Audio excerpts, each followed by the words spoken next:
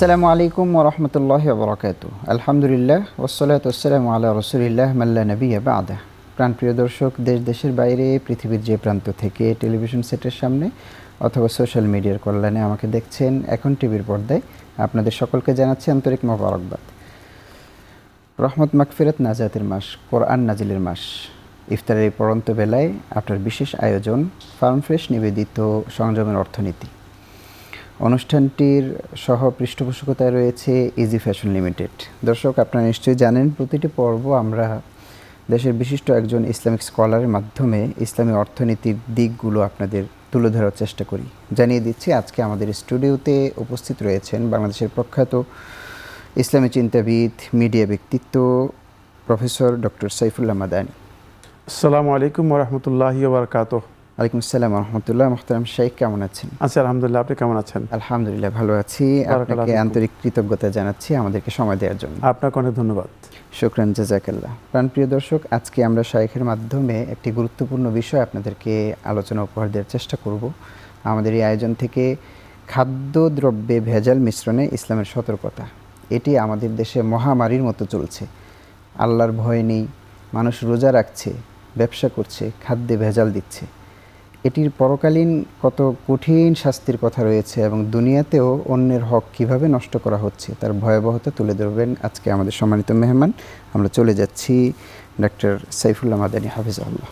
আমরা জানি যে সংযমের অন্যতম গুরুত্বপূর্ণ একটি দিক হচ্ছে যে ভেজাল মুক্ত এবং প্রতারণা ও দুর্নীতিমুক্ত জীবনযাপন করা। তিনি সত্যিকার সংযমী হতে পারবেন যিনি তার জীবনযাপনে সকল প্রকার দুর্নীতি এবং প্রতারণা ও এই ধরনের কাজ যেগুলো অন্যের হক নষ্ট করে সেগুলো থেকে নিজেকে বিরত রাখতে পারবেন। ভেজালের বিষয়টি এসেছে আমাদের কাছে যখন কোনো ব্যক্তি অতিমাত্রায় লোভ করে থাকে। আসলে এর কারণ কি, কেন আমরা এই ভেজালে যাচ্ছি? ইসলাম তো আমাদেরকে খুব সুন্দরভাবেই লেনদেন করতে বলেছে, লেনদেনকে অনুমোদন দিয়েছে। আল্লাহ সুবহানাহু ওয়া তাআলা কোরআনে কারীমের মধ্যে বলেছেন, আহাল্লাহুল বাই'a ওয়া হাররামার রিবা। আল্লাহ তাআলা লেনদেনকে হালাল করেছেন। সুতরাং ব্যবসায়ের ব্যাপারে রাসূলুল্লাহ সাল্লাল্লাহু আলাইহি ওয়াসাল্লাম হাদিসের মধ্যে ব্যবসায়ীদের মর্যাদার কথা উল্লেখ করেছেন। রাসূলুল্লাহ সাল্লাল্লাহু আলাইহি ওয়াসাল্লাম হাদিসের মধ্যে ইরশাদ করেছেন, ও সালাসুল মুহলিকাত, তিনটি বিষয় আছে যেগুলো তোমাদের জন্য চরম ধ্বংসের কারণ হবে, তোমাদেরকে ধ্বংস করে দেবে। একটু হচ্ছে হাওয়ান মুত্তাবা, মন গড়া প্রবৃত্তির অনুসরণ করা, কুপ্রবৃত্তির অনুসরণ করা, এটা আমাদের সমাজের মধ্যে আছে। সেকেন্ড হচ্ছে শহুল মুতা। শহুল মুতা হচ্ছে এমন লালসা, এমন লোভ যেটার পেছনে মানুষ নিজেকে লেলিয়ে দিচ্ছে, মনে হচ্ছে যেন সে এর পেছনে দৌড়াচ্ছেই। অতিরিক্ত লোভ, অতিরিক্ত লালসা মূলত মানুষকে সে চেষ্টা করে যে কীভাবে অল্পের মাঝে ভেজাল করে, একটা গোজামিল করে, ঝামেলা করে অথবা প্রতারণা করে বেশি ইনকাম করা যায়, বেশি অর্জন করা যায়। তো এই জিনিসটুকু মূলত কিন্তু চরম ধ্বংসের কারণ।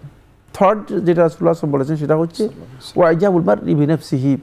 কোনো ব্যক্তি নিজের আত্মগরিমা, আত্মপ্রবঞ্চনায়, দাম্ভিককে মানে নিজেকে উপলব্ধি করা, নিজেকেই বড় মনে করা।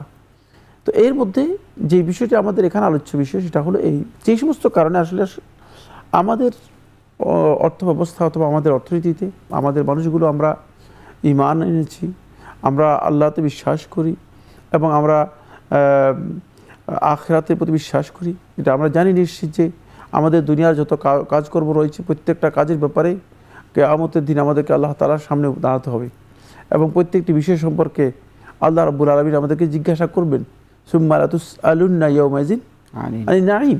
প্রত্যেকটি বিষয় সম্পর্কে আমরা আল্লাহ তাআলার কাছে জবাবদিহি করতে হবে। সুতরাং এত সত্ত্বেও অতিরিক্ত লোভ এখানে কাজ করে, ফলে দেখা যায় মানুষ বেজারের দিকে যাচ্ছে। 2 নম্বর যে পয়েন্টটি সেটা হলো কিছু সংখ্যক লোক আছে তারা খুব অল্প পরিশ্রমে, খুব অল্প চেষ্টায় খুব দ্রুত ধনী হতে চায়, সম্পদশালী হতে চায়। তো সেটা সম্পদশালী হওয়া সম্ভব যে পদ্ধতি সেটা হচ্ছে হয়তো তিনি ভেজাল করবেন খাদ্যদ্রব্য অথবা মানুষের জীবনযাপনের যে মৌলিক বিষয়গুলো আছে সেগুলোর মধ্যে ভেজাল মিশ্রণ করবেন, অথবা মানুষের জীবনযাপনের যে মৌলিক যে জিনিসগুলো আছে খাদ্যদ্রব্য এগুলোকে গুদামজাত করে দাম বৃদ্ধি করবেন। ইসলাম দুটাকেই হারাম করেছে। রাসূলুল্লাহ সাল্লাল্লাহু আলাইহি ওয়াসাল্লাম হাদিসের মধ্যে ইরশাদ করেছেন, লা দরার ওয়ালা দিরার, যে তোমরা নিজেরাও কোনোভাবেই কাউকে কষ্ট দিতে পারবে না আর নিজেও কারো কাছ থেকে কষ্ট পাবে না, মানে কষ্ট দেওয়াও যাবে না, কষ্টের মধ্যে নিজেও পতিত হতে পারবে না, নিজেরও কষ্টে যেতে পারবে না। আমরা আরেকটি গুরুত্বপূর্ণ বিষয় আপনার কাছে রেখে আমরা একটু বিরতিতে যাব, সেটি হচ্ছে এই খাদ্যদ্রব্যের মধ্যে শিশু খাদ্য কিন্তু অনেক গুরুত্বপূর্ণ। আমরা পত্রপত্রিকায় দেখি শিশু খাদ্যের মধ্যেও ভেজাল, এবং এটি তো মানুষকে এক প্রকার মৃত্যুর দিকে ঠেলে দেওয়া হলো, মানুষের মৃত্যুর জন্য দায়ী করে। আপনি যেটা বলছেন খুবই অ্যাপ্রোপ্রিয়েট। ফিরে ইনশাআল্লাহ আপনার কাছে আসবো। দর্শক দেখছেন সংযমের অর্থনীতি, থাকুন আমাদের সাথে, ফিরে আসছি একটু পরে ইনশাআল্লাহ।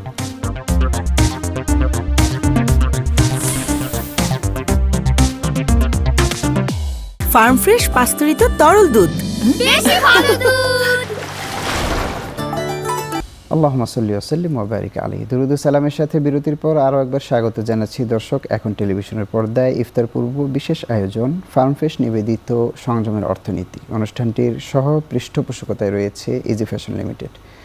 প্রিয় দর্শক, আমাদের স্টুডিওতে আজকে রয়েছেন প্রখ্যাত ইসলামী চিন্তাবিদ, মিডিয়া ব্যক্তিত্ব ডক্টর মোহাম্মদ সাইফুল্লাহ মাদারি। আমরা খাদ্যদ্রব্যে ভেজাল নিয়ে আজকে শায়েখের কাছ থেকে শুনছিলাম। শায়েখ, আমি বিরতির পূর্বে আপনার কাছে শিশু খাদ্যে ভেজালের পরিণতিটা, আমরা জানি যে খাদ্যদ্রব্যের ভেজাল দেওয়ার অর্থই হচ্ছে খাদ্যদ্রব্যকে বিষ মিশ্রিত করে দেয়া, খাদ্যদ্রব্য ক্ষতিগ্রস্ত করা, এবং এর মাধ্যমে আমাদের সমাজে আমরা লক্ষ্য করে আসতেছি বিভিন্ন ধরনের রোগ ব্যাধি ব্যাপকভাবে ছেয়ে যাচ্ছে।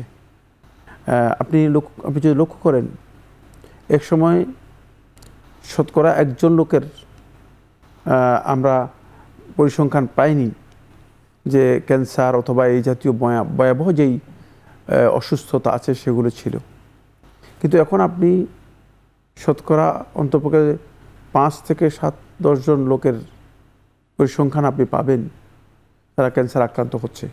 কেন? এর পেছনে কি কাজ করছে এই যে খাদ্যদ্রব্যের মধ্যে বিষ মেশানো হচ্ছে।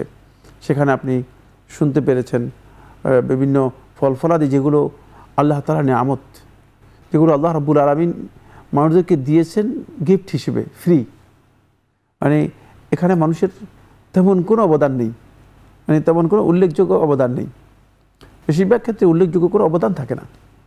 সেক্ষেত্রে দেখা যাচ্ছে সেখানে ফরমালিন দিয়ে সেখানে সেই খাদ্যদ্রব্যকে বিষাক্ত করে তুলে ধরা হচ্ছে। আপনি যে পয়েন্টটি নিয়ে বেশি দিন রাখার জন্য এবং মানে বেশি দামে বিক্রি করার জন্য, গুদামজাত করার জন্য ইত্যাদি ইত্যাদি অন্যান্য কারণ, এবং যাতে করে অনেক দিন থাকলে দাম বেড়ে যাবে। মৌসুমে তো একসাথে জিনিসের দাম যখন জিনিসের যোগান বেশি হয় তখন জিনিসের দাম কমে যায়। তো সেক্ষেত্রে তারা ওই যোগানটাকে নিজেরা কন্ট্রোল করে নিয়ে সেটাকে গুদামজাত করে পরবর্তীতে দাম বৃদ্ধি করে। আপনি যে পয়েন্টটি নিয়ে এসেছেন সেটা অত্যন্ত ভয়াবহ। সেটা হচ্ছে এই শিশুদের খাদ্যের মধ্যে যেই ভেজাল মিশ্রণ করা হয়ে থাকে, এটা এত ভয়াবহ যে কারণ একটা শিশু যদি অপুষ্টিকর এবং ক্ষতিকর খাবার খায় তাহলে তার যে বৃদ্ধিটা হবে সেই বৃদ্ধিটা এমন এক পর্যায়ে চলে যাবে যে হতে পারে যে সে পঙ্গু হয়ে যেতে পারে, হতে পারে যে সেই যেভাবে বৃদ্ধি হওয়ার কথা ছিল, গ্রোথ হওয়ার কথা সেভাবে গ্রোথ তাও হতে পারে। এমনকি বর্তমানে শিশুদের মধ্যে মানসিক প্রতিবন্ধীর সংখ্যা প্রচুর বৃদ্ধি পাচ্ছে। এবং এই বৃদ্ধি পাওয়ার মৌলিক কারণ হচ্ছে মূলত খাবারের যে সমস্ত সমস্যা রয়েছে এবং খাবারের মধ্যে যে ভেজাল মিশ্রণ করা হচ্ছে এগুলোর কারণ, এগুলো অন্যতম একটা কারণ। তো এই সব কারণে দেখা যাচ্ছে যে আমরা আমাদের আগত যে প্রজন্ম আছে, মানে যেই জেনারেশনকে আমরা, যেমন আপনি এখন জেনজির কথা শুনছেন, মানে এই যে একটা জেনারেশন আমরা সামনে পাচ্ছি বা পাবো, সেই জেনারেশনকে আমরা হয়তো এমন এক মানে অন্ধকারের দিকে ঠেলে দিচ্ছি অথবা এমন এক ক্ষতির দিকে ঠেলে দিচ্ছি যে ক্ষতিটুকু মূলত তারা হয়তো পোষাতে পারবে না, পূরণ করতে পারবে না। এটা এই ভেজালের কারণে। আসলে এবার আমি যায় রাসূলুল্লাহ সাল্লাল্লাহু আলাইহি ওয়াসাল্লামের সুন্নাহর কাছে, কারণ সুন্নাহর কাছে আমাদের এখানে অনেক গুরুত্বপূর্ণ দিক নির্দেশনা আছে।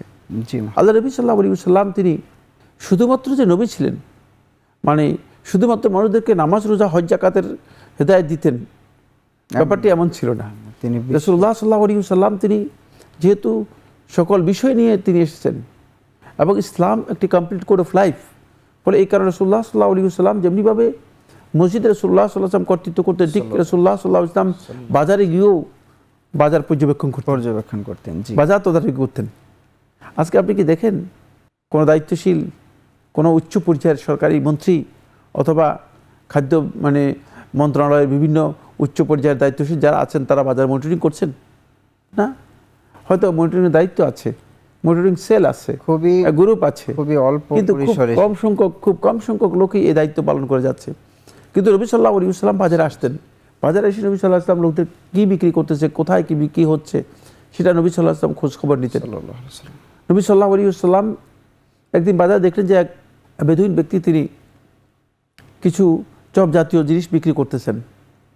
রাসূলুল্লাহ সাল্লাল্লাহু আলাইহি ওয়াসাল্লাম দেখলেন যে খুব সুন্দর সাজানো, রাসূল সাল্লাল্লাহু আলাইহি ওয়াসাল্লাম এই চপের ভিতরে হাত দিলেন, হাত দিয়ে রাসূলুল্লাহ দেখলেন যে নিচে অনেকটা বেজা, অর্থাৎ বেজা যেগুলো আছে সেগুলো নিচে দিয়েছে আর শুকনা যেগুলো আছে সেগুলো উপরে দিয়েছে। সুবহানাল্লাহ, সুবহানাল্লাহ। আমাদের আল্লাহ রাসূল সাল্লাল্লাহু আলাইহি ওয়াসাল্লাম সময় হয়েছে, আমরা ফিরে ইনশাআল্লাহ আরেকটি প্রশ্ন আছে আপনার কাছে, আমরা আসবো ইনশাআল্লাহ। দর্শক আমাদের সাথেই থাকুন, সংযমের অর্থনীতি। আমরা ছোট্ট একটি বিরতি নিচ্ছি, ফিরে আসছি একটু পরে ইনশাআল্লাহ।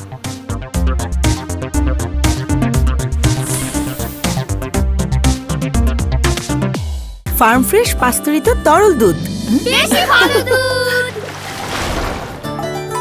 আল্লাহুম্মা সাল্লি ওয়া সাল্লিম ওয়া বারিক আলাইহি। বিরতির পর আরেকবার স্বাগত জানাচ্ছি দর্শক। ফার্ম ফ্রেশ নিবেদিত সংযমের অর্থনীতি আয়োজনে অনুষ্ঠানটির সহ পৃষ্ঠপোষকতায় রয়েছে ইজি ফ্যাশন লিমিটেড।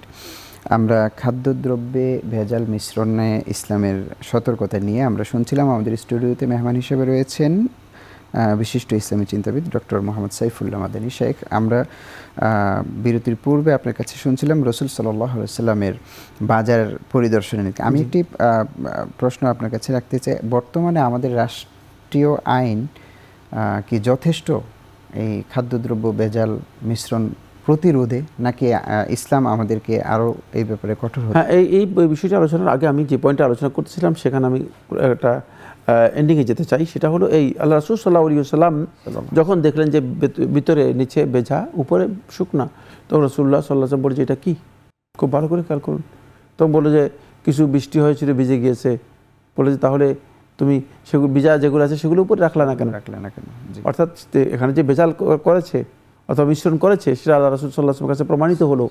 ফলে সহিহ মুসলিমের রাওয়ায়াতের মধ্যে এসেছে রাসূলুল্লাহ সাল্লাল্লাহু আলাইহি ওয়াসাল্লাম তাকে লক্ষ্য করে বললেন, মান গাশশানা ফালাইসা মিন্না, জেনে রাখো যারা আমাদের সাথে এই ধরনের প্রতারণার কাজ করবে, এই ধরনের বেজালের কাজ করবে, মানে দ্রব্যের মধ্যে বেজাল মিশ্রণ করবে, সে আমার দলভুক্ত হতে পারবে না। এরপর আপনি যে বিষয়টি নিয়ে এসেছেন, হ্যাঁ, সেই বিষয়টি রাষ্ট্রীয় আইনে আসলে এটা যথেষ্ট কিনা। আইন কোনো সময় মানুষকে অপরাধ থেকে পরিপূর্ণরূপে মুক্ত করতে পারে না, যতক্ষণ পর্যন্ত মানুষের চেতনায় আসলে মানে তার অনুভূতিতে নৈতিকতায় এই বিশ্বাস দৃঢ়ভাবে প্রতিষ্ঠিত না হবে যে আমার দায়িত্ব হচ্ছে আমাকে অবশ্যই বেজাল মুক্ত হতে হবে এবং আমি অন্যের হক কোনোভাবেই নষ্ট করতে পারি না।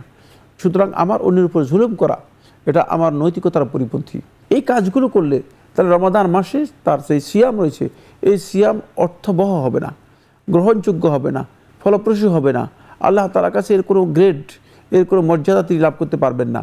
রাসূলুল্লাহ সাল্লাল্লাহু আলাইহি ওয়াসাল্লাম এখানে আমাদেরকে একেবারে ক্লিয়ার এই বিষয়টি জানিয়ে দিয়েছেন।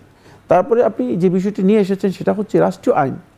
রাষ্ট্রের আইন তখনই সবচেয়ে বেশি শক্তিশালী হবে যখন এই নৈতিকতাকে আমরা শক্তিশালী করতে পারবো। তারপরে আমাদের দেশে আসলে মানে যেই আইন বর্তমানে এক্সিস্টিং যে সমস্ত লজ আছে সে লজের মধ্যে শুধুমাত্র কিছু আইন রাখা হয়েছে মানুষদেরকে জানানোর জন্য যে আইন আছে, কিন্তু আইন থাকলে হবে না। আইনের বাস্তবায়ন খুবই গুরুত্বপূর্ণ। আইনের চেয়ে আইন থাকা মানে এটা হচ্ছে মানে কাগজে কলমে কিছু থাকা। শুধু কাগজে কলমে যদি আপনি মানুষকে দিন দেন, শিক্ষা দেন, মানুষদেরকে তালিম দেন, কিন্তু প্র্যাকটিক্যাল যদি মানুষের জ্ঞান না থাকে, তাহলে তারা মানে নতুন কিছু আবিষ্কার করতে পারে না, নতুন নতুন কিছু তৈরি করতে পারে না। আমরা যদি ছোট করে একটা একেবারে শেষ পর্যায়ে আপনার কথার সাথে অ্যাড করে স্মরণ করিয়ে দিতে চাই, সেটি হচ্ছে উন্নত বিশ্ব তো পারছে, রাষ্ট্রীয় আইন দ্বারাই এটি নিয়ন্ত্রণ করতে পারছে। আমাদের দেশে তো আমরা দেখি বাল্যবিবাহ বন্ধের আইন কঠোরভাবে দেখা হয়, বন্যপ্রাণী রক্ষার আইন কঠোরভাবে দেখা হয়। কথা বলবো আমি, এক নম্বর কথা হচ্ছে উন্নত বিশ্বের কারণ হচ্ছে তারা আইনকে বাস্তবায়ন করে এবং আইনের প্রতি মানুষের শ্রদ্ধাবোধ আছে। আমাদের এখানে আইনের প্রতি নৈতিক শ্রদ্ধাবোধ নেই, এবং আইনকে মানুষ কোনোভাবে তোয়াক্কা করে না। 2 নম্বর যে পয়েন্টটি গুরুত্বপূর্ণ সেটা হচ্ছে এই, তাদের সেখানে তারা মানুষের মধ্যে মানে পার্থিব ইহলৌকিক যে চাহিদা, সুবিধা, এই সুবিধার কারণে মানুষের মধ্যে এই মানে চেতনা তৈরি করতে পেরেছে যে আমি যদি ভেজাল মিশ্রিত করি তাহলে আমি অন্যকে ক্ষতিগ্রস্ত করব, অন্য আমাকে ক্ষতিগ্রস্ত করবে। কিন্তু আমরা আসলে এই দাবিটুকু ইমানদার হওয়া সত্ত্বেও, মানে আমাদের মৌলিক দাবি ছিল এটা, কিন্তু সেই বিষয়টি আমরা কি করতে পারিনি, নিজেদের মধ্যে এস্টাবলিশ করতে পারি নাই। ফলে দুইয়ের মধ্যে একটু পার্থক্য রয়েছে, সেটা হলো এই যে তারা ইচ্ছাকৃতভাবেই ভেজাল মিশ্রণ করাকে তার নৈতিকতা এবং তার রাষ্ট্রীয় দায়িত্বের পরিপন্থী মনে করে থাকে। সে মনে করে থাকে আমি এটা করাটা আমি রাষ্ট্রের সাথে একটা বড় ধরনের প্রতারণা করলাম, খেয়ানত করলাম। কিন্তু আমরা সেই শ্রদ্ধাবোধ থেকে আমরা আসলে নিজেদেরকে গঠন করতে পারিনি, ফলে আমাদের আইনের প্রতি সেই শ্রদ্ধা নেই। সেই তৌফিক দান করুন। শেখ, আজকে ক্ষমা চেয়ে নিচ্ছি, একেবারে শেষ পর্যায়ে বিদায় নিতে হচ্ছে। আপনাকে অনেক অনেক কৃতজ্ঞতা। আপনাকে অনেক বেশি ধন্যবাদ। জাযাকাল্লাহ খায়রান। দর্শক, আমরা সেই সমস্ত ব্যবসায়ীদেরকে আহ্বান রাখতে চাই, আপনার এই সিয়াম, এই কিয়াম কি কাজে আসবে কিয়ামতে? আপনারা যদি খাদ্যে ভেজাল মিশ্রিত করেন, মানুষের হক নষ্ট করেন, তাহলে আপনার নিজেই চোখ বন্ধ করে চিন্তা করুন, কিয়ামতের দিন আল্লাহ তাআলার কাছে জবাব দিতে হবে। যে আলোচনা আজকে সম্মানিত শাইখ করলেন, এটি অত্যন্ত গুরুত্বপূর্ণ। আসুন আমরা সংযমের এই মাসে সত্যিকার অর্থে তাকওয়া অর্জন করি। আল্লাহ তাআলা তৌফিক দান করুন। দেখা হবে আগামী দিন ইনশাআল্লাহ। আসসালামু আলাইকুম ওয়া রাহমাতুল্লাহি ওয়া বারাকাতুহু।